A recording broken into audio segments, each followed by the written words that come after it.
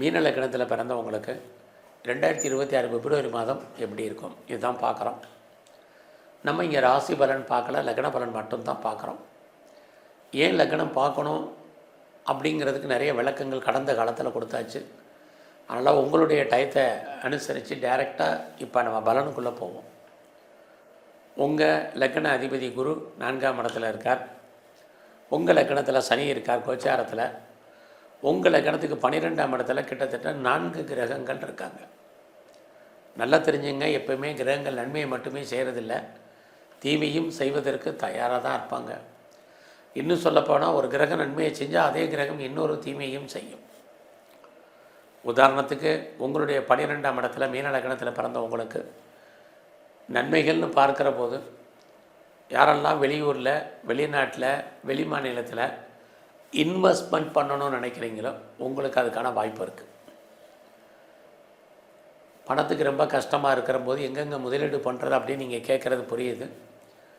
யாரெல்லாம் loan apply பண்ணியிருக்கீங்களோ கிடைக்கும். நீங்கள் கடன் வாங்கி இடம் வாங்குறதுக்கு, வீடு வாங்குறதுக்கு, வீடு கட்டுறதுக்கு, கட்டின வீடு வாங்குறதுக்கு, அல்லது வெஹிக்கிள்ஸ் வண்டி வாகனங்கள் வாங்குவதற்கு, வீட்டு உபயோகப் பொருட்கள் வாங்குறதுக்கு வாய்ப்புகள் இந்த மாதம் அதிகம்.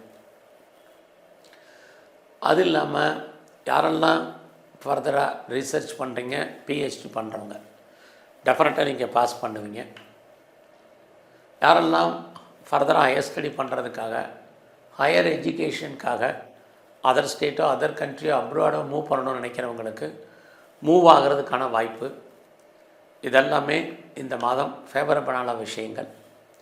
அது இல்லாமல் யாரெல்லாம் பிஆருக்கோ, க்ரீன் கார்டுக்கோ, சிட்டிசன்ஷிப்புக்கோ அப்ளை பண்ணிவிட்டு வெயிட் பண்ணிகிட்ருக்கீங்களோ உங்களுக்கு கிடைப்பதற்கான வாய்ப்பு. இதெல்லாமே நல்ல பலன்கள்.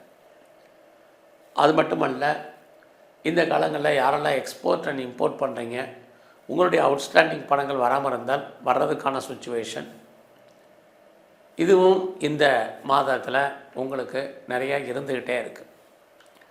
இதெல்லாம் நன்மையான விஷயங்களாக இருந்தாலும் 12ஆம் இடம் எப்பயுமே விரயம், நஷ்டம், வைத்திய செலவுகள்.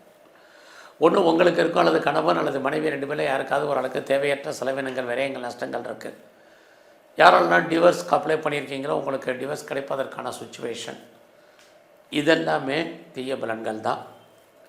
இன்னொரு பக்கம் நீங்கள் வருமானத்தை உங்களுக்கு இருந்தால் கூட செலவுகளும் அதிகரிப்பதற்கான வாய்ப்பு நிறைய உண்டு. இந்த மாதம் உங்களை பொறுத்த வரைக்கும் புதிய முயற்சிகள் எதுவும் பெருசாக சக்ஸஸ்ஃபுல் ஆகாது. அதனால் பெருசாக எதுவும் வேண்டாம். நடைமுறையில் ரொட்டீனாக லைஃப்பில் நீங்கள் என்ன பண்ணிகிட்ருக்கீங்களோ அதை மட்டும் பண்ணுங்கள்.